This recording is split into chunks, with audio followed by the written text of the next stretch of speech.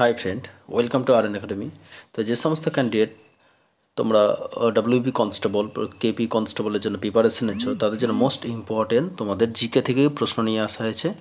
আমরা কিন্তু food SI যে আমরা পিডিএফ দিয়েছিলাম, সেখান থেকে তোমার নাই করে সবই কমন বলতে পারো।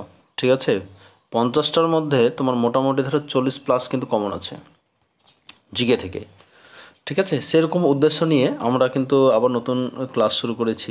আমাদের দীর্ঘদিন ক্লাস করা হয়নি। তো চলো আমাদের প্রথম প্রশ্ন কী আছে দেখো, আর প্রত্যেকটা প্রশ্ন কিন্তু খুব ইম্পর্টেন্ট। দেখো 31 নম্বর প্রশ্ন কী আছে, মৌসুমি শব্দটি কোন শব্দ? খুব ইম্পর্টেন্ট প্রশ্ন আর খুব সুন্দর প্রশ্ন, যে মৌসুমি শব্দটি কোন শব্দ? তো মৌসুমি শব্দটি হচ্ছে একটা আরবি শব্দ। ভেরি ভেরি ইম্পর্টেন্ট প্রশ্ন। ঠিক আছে, দেখো এখানে 4টে অপশান আছে।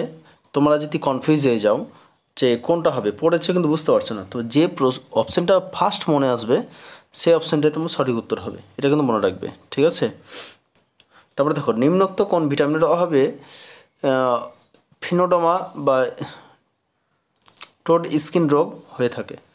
তাহলে এই ফিনোডোমা রোগটা কোন ভিটামিনের অভাবে হয়ে থাকে? পরীক্ষাতে এভাবে থাকে ফিনোডোমা রোগ। ঠিক আছে, তো এটা হয়ে থাকে ভিটামিন এর কারণে। ঠিক আছে, তো ভিটামিন এর কারণে ফিনোডোমা রোগ হয়ে থাকে। 33 নম্বর প্রশ্ন দেখো কী বলছে, মরু অঞ্চলে মরীচিকা নিম্নোক্ত কোনটির প্রকৃতির দৃষ্টান্ত? তাহলে মরু অঞ্চলের মরীচিকা নিম্নোক্ত কোনটির প্রাকৃতিক দৃষ্টান্ত? এটা হচ্ছে অপশন সি, যেন অভ্যন্তরীণ পূর্ণ প্রতিফলন। ঠিক আছে, তো মরু অঞ্চলে মরীচিকা নিম্নোক্ত কোনটির প্রাকৃতিক দৃষ্টান্ত? অভ্যন্তরীণ পূর্ণ প্রতিফলন। ভেরি ভেরি ইম্পর্টেন্ট প্রশ্ন।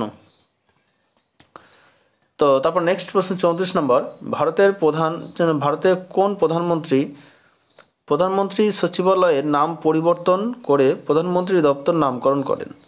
খুব ইম্পর্টেন্ট প্রশ্ন। তাহলে ভারতের কোন প্রধানমন্ত্রী সচিবালয়ের নাম পরিবর্তন করে প্রধানমন্ত্রী দপ্তর নাম করেছিলেন? ভেরি ভেরি ইম্পর্টেন্ট প্রশ্ন। এই যে প্রধানমন্ত্রী সচিবালয়ের নাম পরিবর্তন করে প্রধানমন্ত্রী দপ্তর, খুব ইম্পর্টেন্ট প্রশ্ন কিন্তু। ঠিক আছে, এই যে প্রধানমন্ত্রী সচিবালয় থেকে প্রধানমন্ত্রী দপ্তর নামটা রাখেন। দেখো ডব্লিউপি এবং এই যে কেপি, এই প্রশ্নগুলো যত দিন যাচ্ছে তত কিন্তু হার্ড হচ্ছে। ফুড এসআইয়ের মতন কিন্তু প্রশ্ন হবে না, যথেষ্ট টাফ লেভেলের প্রশ্ন হবে, সেইভাবে তোমাদেরকে প্রিপারেশন নিতে হবে। ঠিক আছে, তো option B Morarji Desai. Very very important প্রশ্ন। তারপর নেক্সট প্রশ্ন চলে যায় 35 নম্বর প্রশ্ন কী বলেছে, ভারতের মধ্যে কোথায় হরপ্পা সভ্যতা সবচেয়ে বেশি সংখ্যক প্রত্নকেন্দ্র আবিষ্কার হয়েছে? তাহলে এই যে ভারতের মধ্যে কোথায় হরপ্পা সভ্যতা সবচেয়ে বেশি প্রত্নকেন্দ্র আবিষ্কার হয়েছে কোথায়? অপশন এ, গুজরাটে। তাহলে গুজরাটে সবথেকে বেশি আবিষ্কার হয়েছে। তারপর নেক্সট প্রশ্ন চলে যায় 36 নম্বর, উডের ডেসপ্যাচ কত সালে প্রকাশিত হয়েছে? তাহলে উডের ডেসপ্যাচ আমাদের এই যে চ্যাপ্টার থেকে দেখবে, তোমাদের ফুড এসআই থেকে কিন্তু প্রশ্ন এসেছে। তাহলে উডের ডেসপ্যাচ কত সালে প্রকাশিত হয়েছে? অপশন সি, 1854 সালে। ঠিক আছে, এগুলো কিন্তু মনে রাখতে হবে। উডের ডেসপ্যাচ কত সালে প্রকাশিত হয়? 1854 সালে। ভেরি ভেরি ইম্পর্টেন্ট প্রশ্ন। তারপর 37 নম্বর প্রশ্ন কী বলছে দেখো, যে যন্ত্রের সাহায্যে বায়ু থেকে অ্যামোনিয়া সালফার ডাই অক্সাইড গ্যাসকে পৃথক করে তাই কী বলা হয়? তাহলে এই যে বায়ু থেকে যে অ্যামোনিয়া গ্যাস এবং সালফার ডাই অক্সাইডকে পৃথক করে তাকে কী বলা হয়? তাহলে তাকে কী বলা হয়? স্ক্র্যাবার বলা হয়। ভেরি ভেরি ইম্পর্টেন্ট প্রশ্ন। তাহলে বায়ু থেকে অ্যামোনিয়া এবং যে সালফার ডাই অক্সাইড গ্যাসকে পৃথক করাকে কী বলা হয়? স্ক্র্যাবার বলা হয়। ভেরি ভেরি ইম্পর্টেন্ট প্রশ্ন। তারপর নেক্সট প্রশ্ন চলো। তারপরে দেখো কি বলেছে 38 নম্বর প্রশ্ন, ভারতের প্রথম কোন রেলওয়ে স্টেশনে আইএসও সার্টিফিকেশন পেয়েছে? তাহলে এখানে কোথায় পেয়েছে? যেন গুয়াহাটি। ঠিক আছে, গুয়াহাটি রেল স্টেশন। তারপরে দেখো খুব ইম্পর্টেন্ট 39 নম্বর, খুব সুন্দর প্রশ্ন, পৃথিবী, চাঁদ ও সূর্যের মধ্যবর্তী যখন একটি সরলরেখায় অবস্থান করে তখন সে অবস্থায় কী বলা হয়? তো তাকে সিজিকি বলা হয়। সিজিকি এবং পেরিজি, খুব ইম্পর্টেন্ট প্রশ্ন। তাহলে এখানে একটু মনে রাখবে যে পৃথিবী, চাঁদ এবং সূর্য, তাহলে পৃথিবী, তারপর চাঁদ, তারপর সূর্য যখন একই সরলরেখার মধ্যে অবস্থিত হয় তখন তাকে কী বলা হয়? সিজিকি বলা হয়। ঠিক আছে, খুব ইম্পর্টেন্ট প্রশ্ন। 40 নম্বর প্রশ্ন কী বলেছে দেখো, 40 নম্বর, সূর্য শিশির কোন ধরনের উদ্ভিদ? সূর্য শিশির কোন ধরনের উদ্ভিদ? খুব ইম্পর্টেন্ট প্রশ্ন। এরকম টাইপের প্রশ্ন কিন্তু তোমাদেরকে দিয়ে দিবে। তাহলে সূর্য শিশির কোন ধরনের উদ্ভিদ? এটা একটা পতঙ্গভুক্ত। ঠিক আছে, সূর্য শিশির একটা কোন ধরনের উদ্ভিদ? সূর্য শিশির একটা পতঙ্গভুক্ত উদ্ভিদ। তারপর 41 নম্বর দেখো, বজ্রের ঝলকে দেখায় 3 সেকেন্ড পরে ওই শব্দ শোনা গেল। তাহলে বজ্রপাতের স্থান থেকে কত শ্রোতার দূরত্ব কত হবে?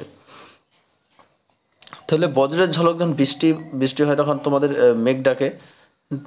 মেঘ ডাকার শব্দটা কিন্তু তোমার আগে আসে না, কিন্তু পরে আসে। আলোটা আগে আসে, তারপরে কিন্তু শব্দ আসে। তাহলে এখানে বজ্রের ঝলক বলেছে, ঝলক দিয়ে দিল, তারপরে বলেছে 3 সেকেন্ড পরে কিন্তু শব্দটা শোনা গেল। তো বজ্রপাতের স্থান থেকে শ্রোতার দূরত্ব কত হবে? তাহলে জয় সেকেন্ড হবে, তো এটা দিয়ে গুণ করে দেবে, ঠিক আছে? 332 মিনিট, 332 দিয়ে গুণ করবে। তাহলে 3 সেকেন্ড পরে গেছে, তার 3 দিয়ে গুণ করে দাও, তাহলে কত হবে? 996। তাহলে অপশান সি হবে সঠিক উত্তর। এটা কিন্তু মনে রাখবে, জয় সেকেন্ড পরে হবে তত দিয়ে 332 দিয়ে গুণ করে দেবে, ঠিক আছে? তারপর নেক্সট প্রশ্ন দেখো, কবে নাগরিকদের ভোটাধিকার বয়স 21 বছর থেকে কমিয়ে 18 বছর করা হয়? খুব ইম্পর্টেন্ট প্রশ্ন, এই প্রশ্নগুলো খুব আসে যে কবে নাগরিকদের ভোটদানের বয়স 21 বছর থেকে কমিয়ে 18 বছর করা হয়। তো 1989 সাল থেকে 21 বছর থেকে কমিয়ে কত বছর করা হয়? 18 বছর করা হয়। ভেরি ভেরি ইম্পর্টেন্ট প্রশ্ন। 43 নম্বর দেখো, জৈন ধর্মের 5টি আদর্শ একত্রে কী নামে পরিচিত? তাহলে জৈন ধর্মের 5টি আদর্শ একত্রে কী নামে পরিচিত? পঞ্চ মহাব্রত নামে পরিচিত। ভেরি ভেরি ইম্পর্টেন্ট প্রশ্ন। তাহলে পঞ্চ মহাব্রত, জৈন ধর্মের 5টি আদর্শ একত্রে কী নামে পরিচিত? পঞ্চ মহাব্রত নামে পরিচিত। তারপরে চলো নেক্সট প্রশ্ন, বোম্বে অ্যাসোসিয়েশন কবে প্রতিষ্ঠিত হয়? তাহলে বোম্বে অ্যাসোসিয়েশন কবে প্রতিষ্ঠিত হয়? ভেরি ভেরি ইম্পর্টেন্ট প্রশ্ন। অপশন ডি 1952 সালে বোম্বে অ্যাসোসিয়েশন কিন্তু প্রতিষ্ঠিত হয়। তাহলে পরীক্ষাতে পড়তে পারে যে বোম্বে অ্যাসোসিয়েশন কবে প্রতিষ্ঠিত হয়? 1952 সালে। তারপরে দেখো 45 নম্বর প্রশ্ন, লিভারের সিরোসিস রোগ কোন ধাতু দূষণের ফলে সৃষ্টি রোগ? তো লিভারে সিরোসিস রোগ কোন ধাতু দূষণের ফলে সৃষ্টি রোগ? অপশন সি আর্সেনিক, ঠিক আছে? আর্সেনিক। লিভারে সিরোসিস রোগ কোন ধাতু দূষণের ফলে সৃষ্টি রোগ? যেন আর্সেনিক। ভেরি ভেরি ইম্পর্টেন্ট প্রশ্ন, অপশন সি হচ্ছে সঠিক উত্তর, আর্সেনিক।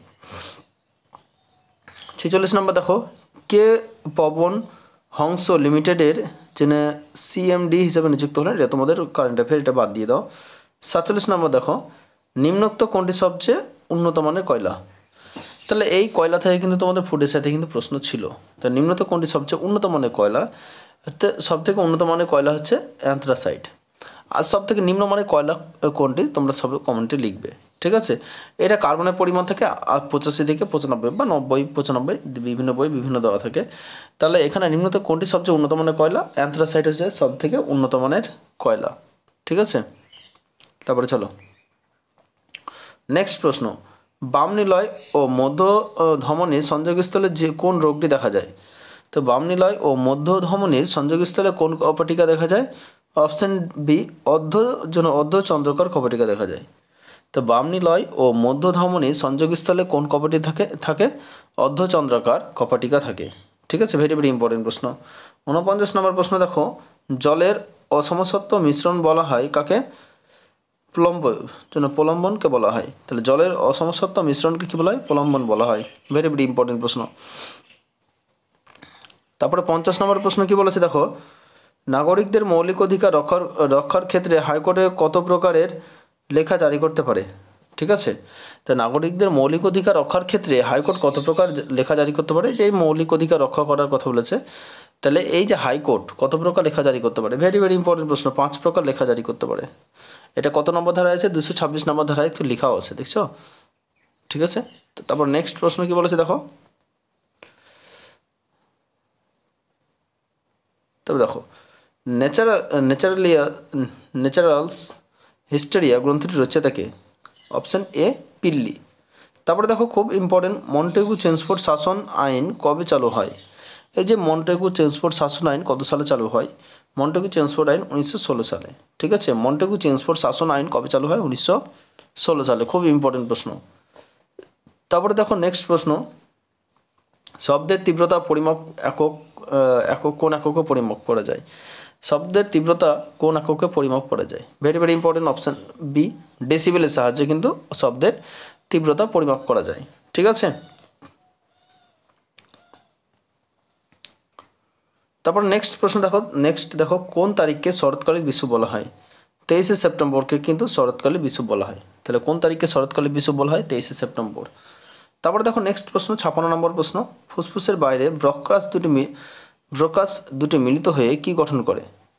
ট্রকিয়া। অপশন এ হবে ট্রকিয়া গঠন করে। ফুসফুসের বাইরে ব্রোকাস দুটি মিলিত হয়ে কি গঠন করে? ট্রকিয়া গঠন করে। তারপর নেক্সট খুব ইম্পর্টেন্ট প্রশ্ন দেখো, 9 গ্রাম জলে অণুর সংখ্যা কত?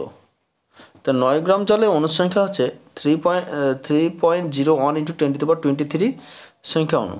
এটা হবে সঠিক উত্তর। এগুলো কিন্তু মুখস্থ করে নিতে হবে, ঠিক আছে, মানগুলো। যে 9 গ্রাম 9 গ্রাম জলে অণুর সংখ্যা আছে 3.01 ইন্টু 10⁻23, ঠিক আছে। 18 নম্বর প্রশ্ন দেখো, ভারতে কোন রাজ্যে দ্বৈত নাগরিকত্ব স্বীকৃতি আছে? ভারতে কোন রাজ্যে দ্বৈত নাগরিকত্ব স্বীকৃতি আছে? Option A Jammu Kashmir. তাহলে ভারতে কোন রাজ্যে দ্বৈত নাগরিকত্ব স্বীকৃতি আছে? জম্মু কাশ্মীর, ঠিক আছে। 59 নম্বর দেখো প্রশ্ন কি বলেছে, সাতবাহন রাজবংশের প্রতিষ্ঠাতা কে? সাতবাহন রাজবংশের প্রতিষ্ঠাতা কে? সিমুক। অপশন বি হচ্ছে সিমুক, ঠিক আছে। সাতবাহন রাজবংশের প্রতিষ্ঠাতা কে? সিমুক। খুব ইম্পর্টেন্ট প্রশ্ন। 60 নম্বর প্রশ্ন দেখো, গান্ধী আউরিন চুক্তি কবে স্বাক্ষরিত হয়? তো গান্ধী আউরিন চুক্তি কবে স্বাক্ষরিত হয়? 5 মার্চ 1931 সালে। এই ভেরি ইম্পর্টেন্ট প্রশ্ন। অপশন এ 5 মার্চ 1931 সালে। তাহলে গান্ধীজি আউরিন চুক্তি কবে স্বাক্ষরিত হয়? 5 মার্চ 1931 সালে। তারপরে দেখো নেক্সট প্রশ্ন 61 নম্বর, চিপকো আন্দোলনের নেতার নাম কি ছিল? চিপকো আন্দোলনের নেতার নাম কি ছিল? অপশন সি হচ্ছে সুন্দরলাল বহুগুণা, ঠিক আছে। চিপকো আন্দোলনের নেতার নাম কি ছিল? সুন্দরলাল বহুগুণা। ভেরি ইম্পর্টেন্ট প্রশ্ন। অপশন সি, চিপকো আন্দোলনের নেতার নাম কি ছিল? সুন্দরলাল বহুগুণা। তারপর নেক্সট প্রশ্ন দেখো, দুর্গাপুর লৌহ ইস্পাত কেন্দ্র কত সালে গড়ে উঠেছে? তাহলে দুর্গাপুর লৌহ ইস্পাত শিল্প কারখানা গড়ে উঠেছে 1960 সালে। তাহলে দুর্গাপুর লৌহ ইস্পাত কারখানা গড়ে উঠেছে কত সালে? 1960 সালে। খুব ইম্পর্টেন্ট প্রশ্ন, ভেরি ইম্পর্টেন্ট প্রশ্ন। তারপরে এখানে একটা প্রশ্ন দেখো, অণুচক্রিকার প্রধান কাজ কি? অণুচক্রিকার প্রধান কাজ যেগুলো আছে দেখো, অপশনগুলো অক্সিজেন ও কার্বন ডাইঅক্সাইড পরিবহন করা, রক্তলপ্তা প্রতিরোধ করা, তারপরে এখানে দেখো এখানে অপশন ডি হবে রক্ত তঞ্জনে সহায়তা করা। তাহলে অণুচক্রিকার কাজ হচ্ছে কি? রক্ত তঞ্জনে সহায়তা করা। ভেরি ইম্পর্টেন্ট প্রশ্ন, ঠিক আছে। তাহলে পরীক্ষাতে পড়তে পারে যে অণুচক্রিকার কাজ কি? তাহলে রক্ত তঞ্জনে সহায়তা করা। খুব ইম্পর্টেন্ট প্রশ্ন। তারপরে দেখো নেক্সট প্রশ্ন কি আছে দেখো, যে এই প্রশ্নটা, মানুষের বাহু কোন শ্রেণীর লিভার? এটা কিন্তু তোমার কেপি কনস্টেবল ছিল মনে হয় এই প্রশ্নটা। মানুষের বাহু বা হাতের বাহু কোন শ্রেণীর লিভার? তৃতীয় শ্রেণীর লিভার। খুব ইম্পর্টেন্ট প্রশ্ন। দেখছো তো কেমন প্রশ্ন আছে। 66 নম্বর প্রশ্ন দেখো, সংবিধানের কত নম্বর ধারায় অর্থ কমিশন গঠনের কথা উল্লেখ আছে? 280 নম্বর ধারায় সংবিধানে অর্থ কমিশন গঠন করা আছে। তাহলে 280 নম্বর ধারায় অর্থ কমিশন গঠনের উল্লেখ করা আছে, ঠিক আছে। তারপর নেক্সট প্রশ্ন দেখো, কোন মুঘল সম্রাট নবম শিখ গুরু তেগ বাহাদুরকে মৃত্যুদণ্ডে দণ্ডিত করে? তো এই যে তেগ বাহাদুর কত নম্বর শিখ গুরু ছিলেন? নবম। এটা কিন্তু মনে রাখবে, তেগ বাহাদুর নবম ছিলেন। একে মৃত্যুদণ্ড কে দিয়েছিল? ঔরঙ্গজেব, ঠিক আছে। এই যে তেগ বাহাদুরকে মৃত্যুদণ্ড কে দিয়েছিলেন? ঔরঙ্গজেব। এটা কত নম্বর শিখ গুরু ছিল? নবম শিখ গুরু। প্রশ্ন কিন্তু এরকম টাইপের প্রশ্ন দিবে তোমাদেরকে। তারপর নেক্সট প্রশ্ন দেখো, ভারতে বিপ্লববাদের জনক কাকে বলা হয়?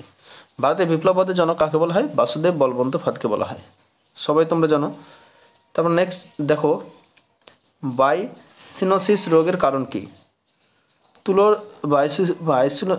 বাইসিনোসিস রোগের কারণ কি? তুলোর তন্তু।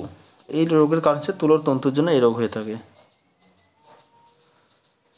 তো এই প্রশ্নগুলো তোমাদের কেমন হলো অবশ্যই তোমরা কমেন্ট সেকশনে লিখবে। আমরা প্রত্যেকদিন কিন্তু তোমাদের নতুন প্রশ্ন নিয়ে আসার চেষ্টা করব। আমরা কিন্তু রেগুলার ক্লাস কন্টিনিউ করব। আমরা ক্লাস কিন্তু অনেক দিন বন্ধ রেখেছিলাম, তো এবার আমরা প্রত্যেক দিন একটা কিংবা দুটো করে ক্লাস দেওয়ার চেষ্টা করব। তো তোমরা অবশ্যই চ্যানেলটির সঙ্গে যুক্ত হয়ে থাকবে। তো আজকের ভিডিওটা এই পর্যন্তই। ধন্যবাদ।